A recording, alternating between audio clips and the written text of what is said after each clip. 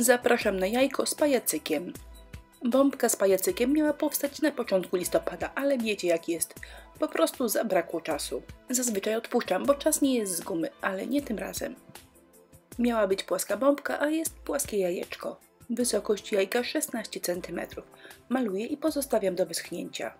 Poza kadrem narysowałam i wycięłam owal z papieru. Pasuje mi do kształtu jajka oraz pajacyka. I tym razem jest równy, bo zazwyczaj maluję owal od ręki i zazwyczaj wychodzi mi krzywo. Przepiękny papier ryżowy cyrkowy, świetny na jajka i bombeczki. Wzór można wydrzeć bądź wyciąć, nie ma to znaczenia w tej pracy. Ale jest na tyle nieskomplikowany, że to jest bajka, a jak zostanie nam naokoło biały dystans, to nie szkodzi, bo i tak przykleję to na białe tło. Potem położę spękacz i nie będzie tego widać. Klej do dekupaż, smaruję powierzchnię, przykładam pajacyka, wszystko zaklajstrobuję klejem od góry, gotowe.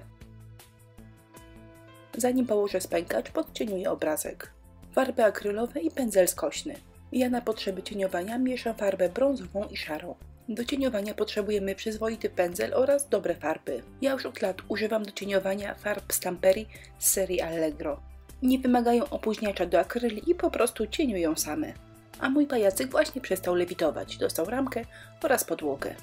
Dołożyłam jeszcze mały cień z tyłu i gotowe, teraz można wszystko pochlapać. W sumie teraz obrazek nie wygląda źle, ale gdy pochlapię, tło u pajacyka przestanie być takie nijakie. Mam pochlapać tło, a nie pajacyka, więc palcem przykrywam elementy, które muszą pozostać czyste.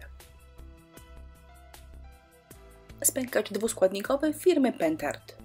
Według producenta spękania delikatne, a według mnie piękne i klasyczne.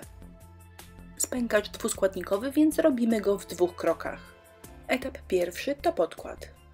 Na filmie jest biały, ale gdy wyschnie, będzie błyszczący i przeźroczysty. I na sucho prezentuje się tak. Jak długo schnie, trudno powiedzieć, według mnie około 2 godzin. A teraz krok drugi, dzięki niemu powstaną spękania. Step 2 możemy nałożyć grubo i pozostawić do wyschnięcia, ale drugą metodą jest wmasowanie. Ta metoda jest pracochłonna, ale dobrze sprawdza się na bombkach i na jajkach, ponieważ preparat nie ścieka. Jeżeli step 2 nałożymy klasycznie, to zdarza się, że na powierzchni powstają maleńkie bąbelki. Podczas schnięcia znikają, ale są po prostu denerwujące. Jeżeli preparat wmasujecie, to powierzchnia będzie idealnie gładka i błyszcząca. Zrobię zbliżenie, żeby wszystko było lepiej widać. Minusem tej metody jest to, że czasami spękania wychodzą dość grubo. U mnie jest już jutro, a spękania wyszły tak. Nie są zbyt delikatne, ale mogą być. Do wypełnienia pęknięć świetnie nadaje się pasta woskowa. Ta już się kończy, ale dzielnie mi służyła przez 6 lat. Moja pralka, jak każda normalna pralka, zjada skarpetki. Ale żeby samotnej skarpecie nie było smutno, otrzymuję drugie artystyczne życie. Ale się nagadałam, ale chcę powiedzieć, że dobra do wcierania jest po prostu bawełniana szmatka. Wcieranie pasty trzeba zrobić energicznie. W tej chwili rodzinę bez skrupułów odganiamy nogą. Pastę szybciutko nakładamy i ściągamy, bo jak zaschnie nie tam gdzie trzeba, to będziemy musieli ją zmywać terpentyną balsamiczną. Spękania zabezpieczamy lakierem rozpuszczalnikowym. Jak zauważyliście, preparatami do spękań wyjeżdżałam za obrazek.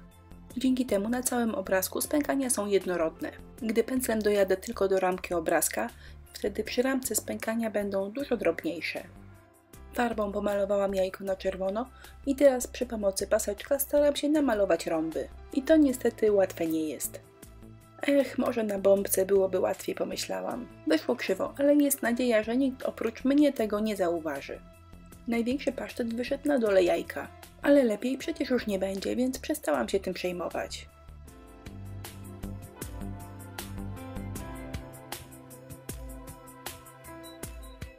Jajeczko prezentuje się tak. A teraz przyjdzie moment, żeby go podcieniować i postarzyć. Brązowa farba i skośny pędzelek. Przeleciałam wszystkie rąby i brzegi jajka. Powiedziałam to w 3 sekundy, ale praca zabrała mi prawie godzinę. Na filmie pokazałam, że cieniuję tylko beżowy oraz niebieski, ale wszystkie czerwone rąby także podcieniowałam. Ostatnim elementem ozdobnym będzie ramka wokół pajacyka. Wykorzystam do tego odcisk z glinki oraz konturówkę. Z tych glinek korzystałam prawie pół roku temu. Zostały szczelnie zamknięte i wszystko z nimi jest ok. W tym filmie korzystam z glinki super lekkiej.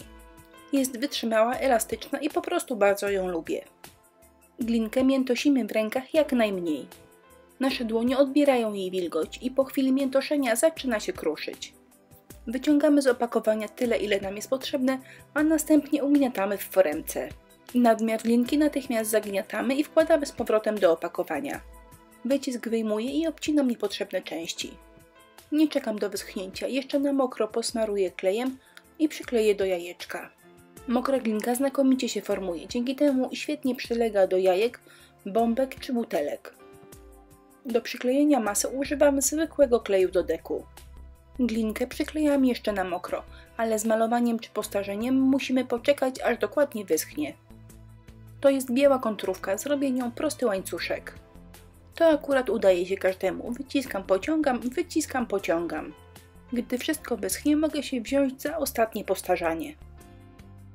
Świecący na biało łańcuszek oraz odlew wyglądają źle, więc dołożę trochę brązu, żeby wszystko było ładnie skomponowane.